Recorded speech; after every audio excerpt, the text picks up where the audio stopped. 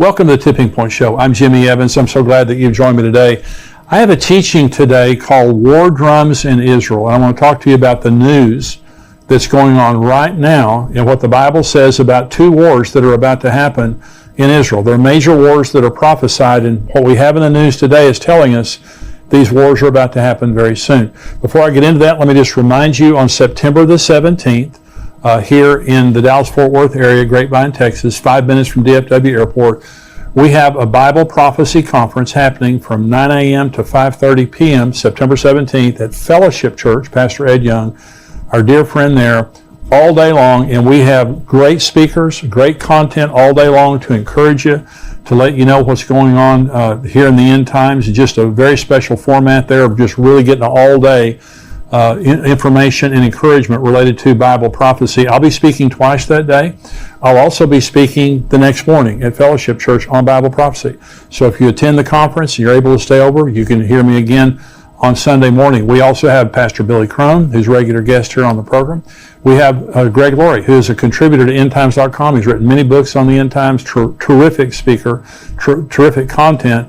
We have Dr. Mark Hitchcock. He's written over 30 books on the end times. He is a contributor here to endtimes.com. He'll be speaking that day, along with Pastor Ed Young, who is a terrific speaker, great pastor, great speaker, and Rabbi Jonathan Cahn, who is a dear friend of mine, who I believe is the most gifted prophet of our time.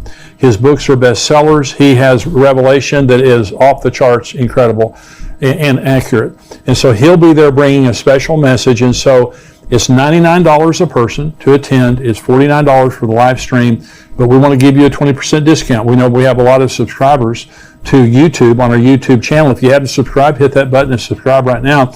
We want to give you a 20% discount. So you can get 20% off of the $99, 20% off of the $49. We would love to have you be there in person. If you can't, we would love to have you live streaming in. So you can go on conference.endtimes.com right now. Enter into your promo code there. You'll get 20% off.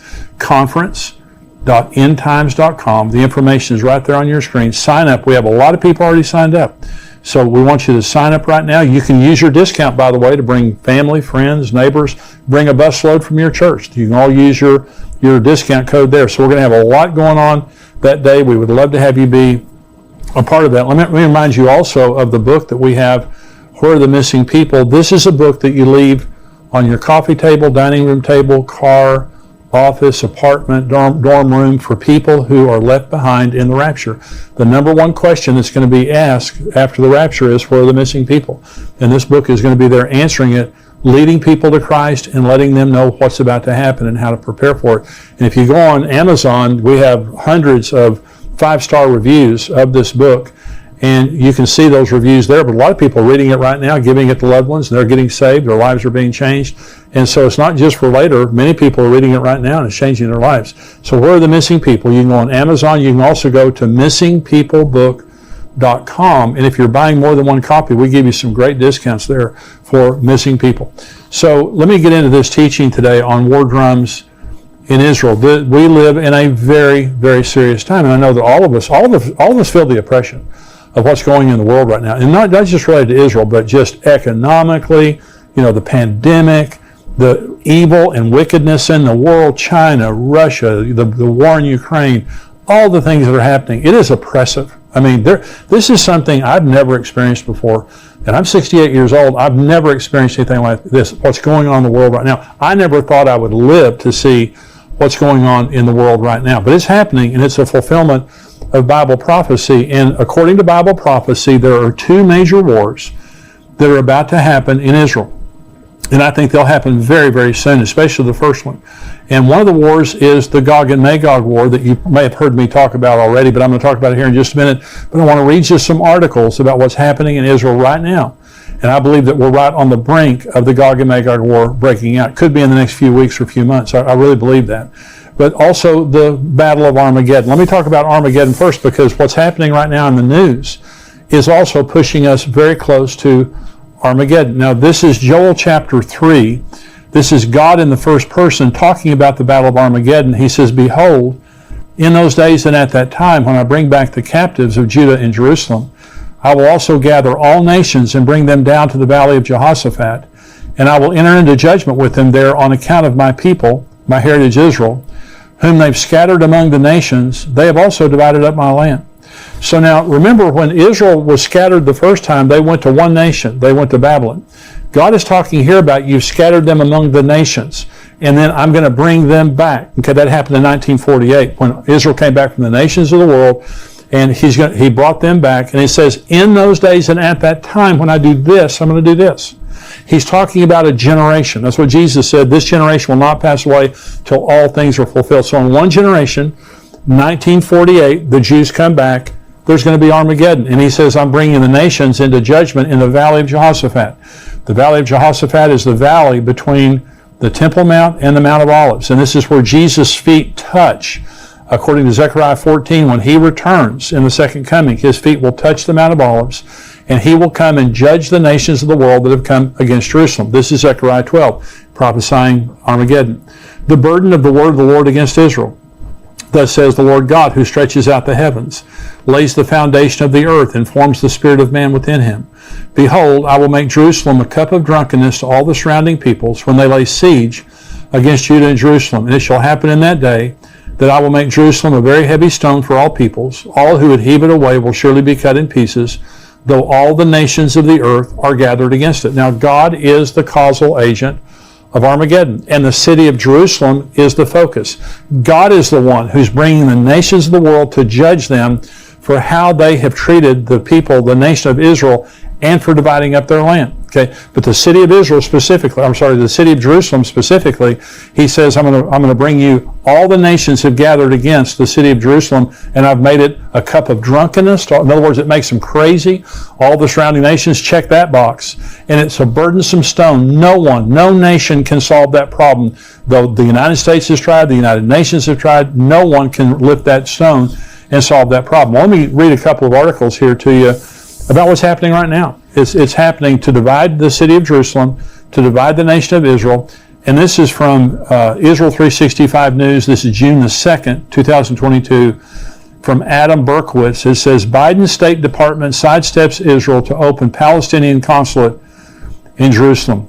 In this, let me read a little bit of this article. In a briefing on Tuesday, Ned Price, the spokesman for the Biden administration's Department of State, was asked to comment on reports that they have permanently shelved plans to reopen the consulate in eastern part of Jerusalem. Price responded that the reports were inaccurate. This is quoting him. I don't have any personal announcements to preview, Price said, prefacing his statements. What I can say is that at least part of your question or part of the premise you put forward is not accurate. We remain committed to opening a consulate in Jerusalem. We continue to believe it can be an important way for our country to engage with and provide support to the Palestinian people. We're continuing to discuss this with our Israeli and our Palestinian partners, and we'll continue to consult with members of Congress as well. Meanwhile, at this very moment, we have a dedicated team of colleagues working in Jerusalem and our Palestinian Affairs Office focused on engagement with and outreach to the Palestinians. And this article goes on to talk about how the Biden administration is committed to a two-state solution and going back to pre-1967 boundaries. It means Jerusalem is divided. East Jerusalem goes to the Palestinians, and what they're saying is they're going to open a consulate. They're not talking to the Israelis. They're being extremely rude to the Israelis. They're going to, and disrespectful, they're opening a consulate, which is an embassy, to the Palestinians in East Jerusalem, recognizing East Jerusalem as belonging to the Palestinians and not to the Jews. This is Armageddon. Okay, this is what causes Armageddon. So here is an article, Israel 365 News, June 6th, again from Adam Berkowitz. Here's the title: Jews of Judea Samaria vow 10 new Jewish settlements during Biden's visit to Israel. And so what they're saying is here that during Biden's visit, rather than honoring what he's saying, see, if the Jews give up East Jerusalem, they lose 2,000 homes for Jews. If they give up Judea and Samaria, is what the United Nations calls the West Bank. The Jews call it Judea Samaria. It's the land just there around Jerusalem, there, bordering what's called the West Bank. They lose 400,000 homes in the West Bank. The pre-1967 boundaries displace almost 10% of the Jewish population in Israel. There's 7 million Jews in Israel. 600,000 would be displaced by this. And what they're saying is when President Biden came up, they're trying to embarrass Naftali Bennett, the prime minister. And they're also trying to get back, and as a sign to President Biden, they're not giving up the West Bank. They're not giving up East Jerusalem. This is Armageddon. Armageddon is about the Jews won't give up Jerusalem. They won't give up East Jerusalem. They're not going to give up the land. They've tried this land for peace nonsense, and they don't get any peace for it. And so they're not going to give it up, but they're going to try to impose the United Nations at some point. This is what causes Armageddon. The nations of the world are going to try to force Israel to give up this land, and they're not going to do it. And so what we're seeing right now by the policies of the Biden administration is furthering Armageddon. It's going to happen, and it's happening right before our very eyes. Let me talk now about the Gog and Magog war. And so God is furious that the nations of the world, the way they're treating Israel, they're trying to divide up the land. But there's also the Gog and Magog war, that also God is the causal agent of the Gog and Magog war. And let me read you now. This is Ezekiel 38. You've probably heard me talk about this before. This is Ezekiel 38. The word of the Lord came to me, saying, Son of man, set your face against Gog of the land of Magog, the prince of Rosh, Meshech, and Tubal, and prophesy against him, and say, Thus says the Lord God, Behold, I am against you, O Gog, the prince of Rosh, Meshech, and Tubal. I will turn you around, put hooks in your jaws, and lead you out with all your army, horses and horsemen, all splendidly clothed, the great company with bucklers and shields, all of them handling swords. Persia, Ethiopia, and Libya are with them, all of them with shield and helmet. Gomer and all its troops, the house of Togarmah from the far north and all its troops. Many people are with you. Prepare yourself and be ready, you and all your armies that are gathered about you, and be a guard for them. After many days you will be visited. Listen, in the latter years, that's the last days, you will come into the land of those brought back from the sword and gathered from many people on the mountains of Israel, which had long been desolate. They were brought out of the nations, and now all of them dwell safely. So this is about to happen. So Israel's back in their land. They're very prosperous. They're safe, comparatively. They're still very safe. But this is Russia. Ezekiel 38 is against a man called Gog, which I believe right now is Vladimir Putin. Now, if this prophecy is for later, it could be somewhere else. But it says Gog, he's the prince of Rosh, Meshech, and Tubal. Rosh is Russia, Meshech is Moscow, Tubal is Tobolsk. This is right there in Russia. And so this is Persia is Iran. When it says Gomer, Togarmah, that's Turkey. Syria is Syria. Libya is Libya. Ethiopia is what we would call Sudan today. But all these are Muslim nations with the exception of Russia, but they're all militarily aligned with Russia.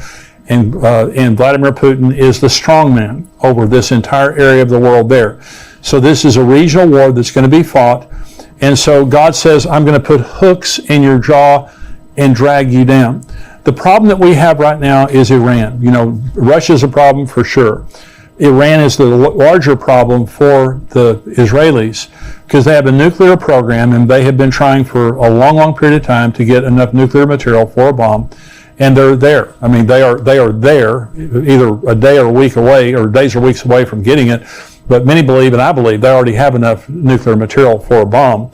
They need a detonator. They need a missile, which they also have. But they're at the final stages of putting this together. Now, Israel has been conducting for the last month. They just finished a huge, massive drill called Chariots of Fire. And this is practicing bombing Iran and practicing defending all their borders when they get finished bombing Iran. Because they know once they bomb Iran, all heck's going to break loose. And so remember, there's going to be a provocation. God says, I'm going to put hooks in your jaw. I'm going to draw you down to the mountains of Israel. Well, Russia, Iran, Syria, and Turkey are already on the northern border of Israel right now with weapons, ready to attack. And so Israel's bombing in Syria almost every day, Iranian installations there, and Iran is there to build a force, to build a base right on the northern border where they can invade Israel. They're just looking for the opportunity. Well, so this is an article from the Jerusalem Post, and it says, this is June 2nd, Israel sends submarine warships to Red Sea in signal to Iran. It says, in a signal to Iran, an Israeli Navy sent an advanced Dolphin-class submarine and 2 warships for an extensive training excursion into the Red Sea as parts of Chariots of Fire, the Israeli Defense Forces' months-long war simulation that will end this week. And so it talks about, in this article, let me just read you the very end of this article. It says, Chariots of Fire simulated an all-out war on many fronts and was aimed at strengthening the country's defenses and the resilience of its home front, as well as increasing the effectiveness of communication between various corps and commands. The exercise involved nearly every branch of the Israeli Defense Force, including the ground forces, Air Force, Navy, logistics, intelligence, technology, and more.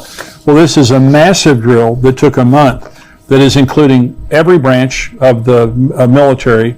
It's bringing them all together, helping them to communicate so they can bomb Iran and so they can protect their nation afterwards. Because, in my opinion, this is the hook that once Israel bombs Iran, it provokes Russia. Russia's already provoked, but it provokes Russia, Turkey, Iran, Syria, all these nations, and this could be the fulfillment of that. I mean, by the way, and so let me just read you these other articles and I'll talk about it. This is from Yahoo News, June the 2nd, this year. This could be the next big war that grips the entire world. Now look at that title there. The ongoing war between Israel and Iran across the Middle East came out of the shadows and into the open long ago, but now, on the back of several suspected Israeli attacks inside Iran itself, the deadly contest threatens to escalate, possibly beyond the region. Last week, several quadcopter drones smashed into a suspected Iranian nuclear research and drone facility at Parchin, killing one engineer. Mere days before, two assassins on motorbikes shot dead an Iranian military colonel in the heart of Tehran. In February, several drones hit an Iranian unmanned aerial vehicle, UAV, base in the west of the country at Kermanshah. Although never officially taking responsibility, various subtle hints by Israeli officials and media reports have left little doubt as to the provenance of these attacks. Now listen to the rest of this article, because this is very important. This is all part of what the Israeli government, just under a year in power, has come to describe as the Octopus Doctrine, a new and risky expansion of its campaign against Iran's military and nuclear capability, the Octopus Doctrine. If in years past Israel did hit inside Iran, it was done covertly, usually through spies and cyber attacks, and almost always targeted Iranian nuclear scientists and facilities. For almost a decade, too, Israel made no secrets of its campaign of airstrikes, primarily inside Syria, against Iranian allied militias and weapons shipments. But now, Israeli officials openly describe a new defensive strategy, as one termed it in the Daily Beast, aimed at the head of the octopus in Iran, and not just his tentacles across the region in places like Syria, Lebanon, Gaza, and Iraq. One more paragraph here. For many years, the Iranian regime has carried out terrorism against Israel and the region via proxies. But for some reason, the head of the octopus, Iran itself, has enjoyed immunity. Israeli Prime Minister Naftali Bennett said in a speech on Sunday, the era of immunity for the Iranian regime is over. Now, that's some very serious rhetoric. And what they're saying is their doctrine, the Octopus Doctrine, kept saying, cut off the tentacles, hit them in Syria, quadcopter their nuclear facilities, send viruses into their computers, kill their scientists, and all those kind of things. Now what they're saying is, no, we're going to chop off the head of the octopus. That's a very different strategy, and it goes along with the chariots of fire. By the way, the chariots of fire exercise, that looks back to Elijah. Isn't that interesting? That Elijah, I believe, will be one of the two witnesses in Israel, and so he could already be in Israel right now, but I just think it's very interesting. This is an article from the Times of Israel from the United Nations, and they're saying Iran not providing credible answers on material at undeclared sites. Well, Iran's been lying to everybody forever, and so they shouldn't be surprised by that, but they have found uranium traces at 3 different facilities that weren't supposed to have uranium, and the Iranians will not give an answer for it. And so they're lying. They've got more uranium than they're saying they have. And so that they've just been caught. And this is the Jerusalem Post. One more article here. Iran crossing uranium enrichment threshold cannot be avoided. Okay, this is from the International Atomic Energy Agency. Okay, it cannot be avoided. So, and they're just saying in here that, and they're downplaying it. And they're saying, Iran's going to get nuclear material, but they don't have a detonator, and they don't have, it's going to take them a while to build a bomb. Well, North Korea built bombs and had nuclear capability right under our noses. They became a nuclear state under sanctions while the entire world was watching, making much more progress than the world realized. The same thing's happening in Iran right now. Let me just say, I don't know exactly when they're going to get all the material they need, but I'll tell you one group of people that does, and that's the Israelis. The Israelis have moles inside of their facilities, their nuclear facilities. They have spies all over the country. They have probably the best intelligence community in the world. And so the Israelis know exactly where Iran is. And isn't it interesting? With that knowledge, they're having a massive drill called Chariots of Fire. Not just practicing bombing Iran, but also defending their borders after they bombed Iran. Very interesting. So Iran must be making some progress in that regard. Now, so let me say this. So there's Armageddon it's all right there. It's all unfolding before our eyes. Now, Armageddon takes place 7 years into the tribulation, at the end of the tribulation, at the second coming.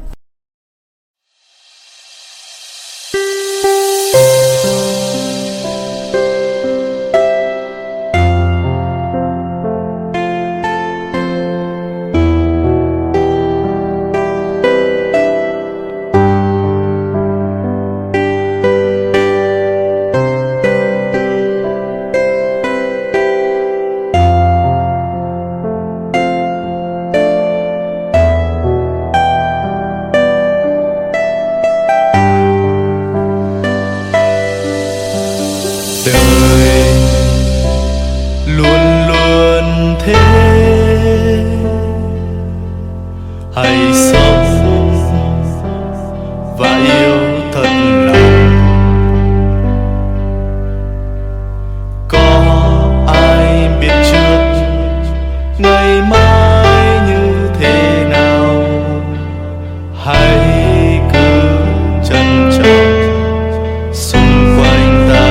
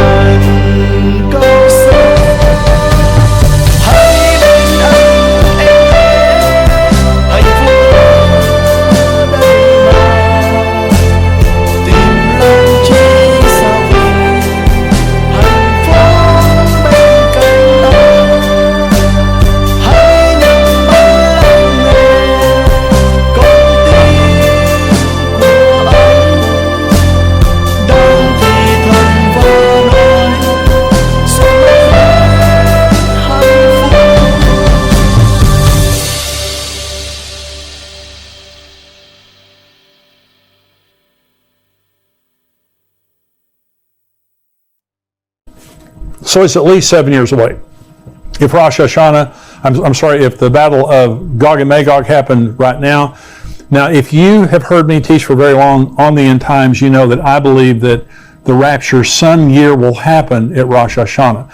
Now, Rosh Hashanah this year is from sundown September 25th through sundown September 27th. It's a 2-day feast, okay? So we don't know the day or the hour.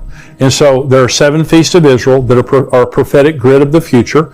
Jesus was crucified on Passover, buried on unleavened bread, resurrected during the Feast of First Fruits. Pentecost came. Last weekend was a Pentecost. Pentecost came on the Feast of Pentecost. The next 3 feasts then are the Feast of Trumpets, the Day of Atonement, and the Feast of Tabernacles.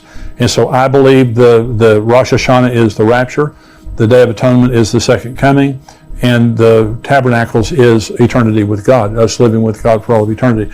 So we have 3 more feasts about to happen. So I believe, and what I've taught is, I believe some year that the Gog and Magog war will happen around the Feast of Trumpets, either right before or right after. Now, my personal opinion is it'll happen just prior to, because I believe it will set up the covenant that the Antichrist makes with Israel. After the Gog and Magog war, there's going to be a tremendous sympathy for Israel when God glorifies himself, when he defeats all those armies and deals with that issue. Then the Antichrist shows up as a man of false peace and makes this covenant of peace. Now, that's just my opinion. It could be at a different time. But isn't it interesting that we're 3.5 months right now from the Feast of Trumpets, when I believe some year the rapture will happen. And all these things are happening, and what the world is witnessing is, we're right there. Related to Israel and Iran, we're right there. Israel cannot let Iran get a nuclear weapon. It's not going to happen. They have the resolve and they have the capacity to bomb Iran and stop it. And so this is all happening right before our nose. And my opinion is, and this is what I wrote in my book, Tipping Point, I wrote it 2 years ago, is my opinion is when Israel bombs Iran, which could be in the next few days or few weeks, when Israel bombs Iran, it will provoke the Ezekiel 38 and 39 war, which I believe is a sign that the rapture is about to happen. We're in that period of time. And when I make these kinds of statements, I'm not setting a date that I'm saying absolutely Jesus is coming this September. But I've never seen in my lifetime the events that we have going on in the world right now. And in my heart, I pray that this is the year that Jesus will return. And all the signs of the times are there. And I'm just reading the signs of the times. And so I hope that this has been a blessing to you today. If you're watching on YouTube, I just want to say thank you for joining me. I hope you'll become a subscriber to endtimes.com. We have articles and videos that come out all week long. This week we talked about China's growing footprint in the world. China is a very troubling nation in the world right now. We talked about Iran's nuclear weapons, famines in Africa. We also had an article from Dr. Mark Hitchcock on the numbers in Revelation. Are they symbolic or are they literal or are they a combination of the two? I wrote an article about going through the storms of life, how Jesus taught us how to go through the storms of life. We also had a video that was released today by Dr. Mark Hitchcock that was talking about the World Forum that was just held in Davos, that they're talking about tracking us and tracking our carbon footprint because they're talking about global warming. And he did an article, a video, talking about how that could be used by the Antichrist to ultimately control us. And so we have all kinds of articles and videos, plus we have the full Tipping Point show that only our subscribers get. I want you to become a subscriber to endtimes.com, $7 a month, $77 a year. You get the full Tipping Point show. I'm about to answer questions.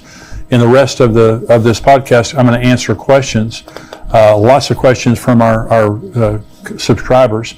And want you to be a part of that. But subscribe, $7 a month, $77 a year. We'd love to have you be a subscriber to endtimes.com. And if you're watching on YouTube, be sure and subscribe to this channel so you know every time we have something that comes out. God bless you. I'll see you next time. Goodbye.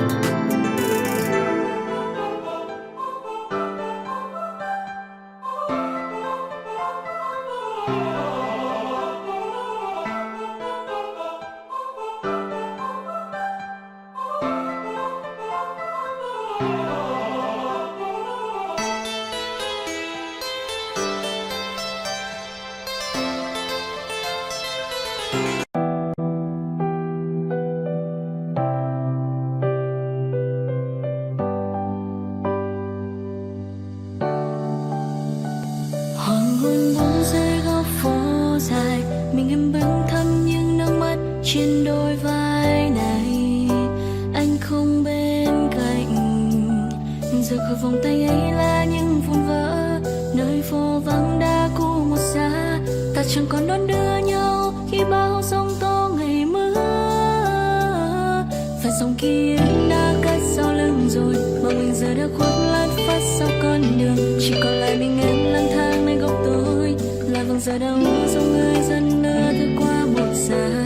Tìm lại bình yên cũ nơi ta có nhau, và giờ chỉ còn thương nhớ nơi đây em mang em vẫn chưa thể quên đi những quá khứ ai ta hiện về. Và em vẫn thương anh dù cho nỗi nhớ kia có phai mờ, dù cho bao khoảng cách có đánh đổi bằng sự lặng im.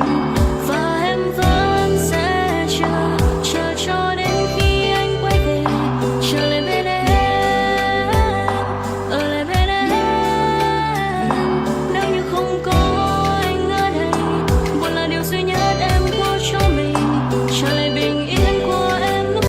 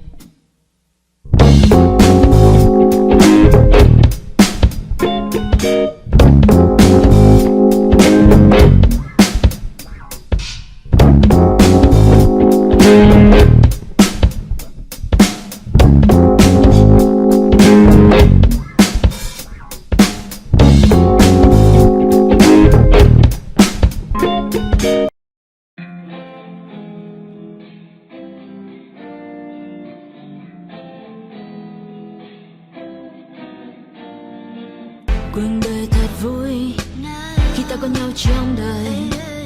Một ngày cứ thế trôi qua và ta nhận lại bao nhiêu tiếng cười. Mình chỉ nhau đi quanh phố phường. Anh là người khiến con tim em mất thương. Chỉ cần ngày và nắng lên, đèn Facebook được sáng tên là cuộc đời của ta cứ trôi như êm đềm. Chỉ cần ngày và nắng lên, đèn Facebook được sáng tên là cuộc đời của ta sống trong mini game. Mình nhảy múa trong phòng toàn hơi men, cùng đắm say trong điệu nhạc cũ mềm. Mình cùng đưa nhau sang Paris để người trái tim ta thân thì làm những điều mà ta muốn. Khi nhạc trình thì ta xuống uống cạn ly khi trái đến nơi đây vẫn còn suy. Đừng mơ đến được vì như hồng màu, bất chế độ yêu anh như tình yêu màu hồng.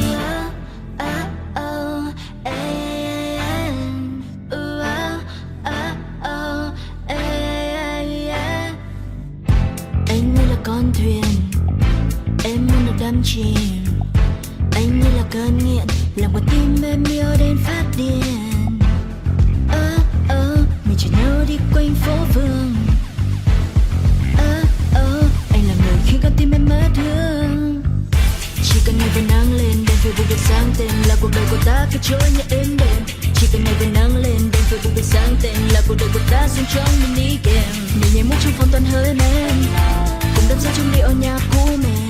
Mình cùng đưa nhau sang Paris để người trái tim ta thân thì làm những điều mà ta muốn. Khi nhạc trình thì ta xuống uống cạn ly khi trái đến nơi đây vẫn còn suy. Để mơ đến được vì như hồng màu, bất chế độ yêu anh như tình yêu màu.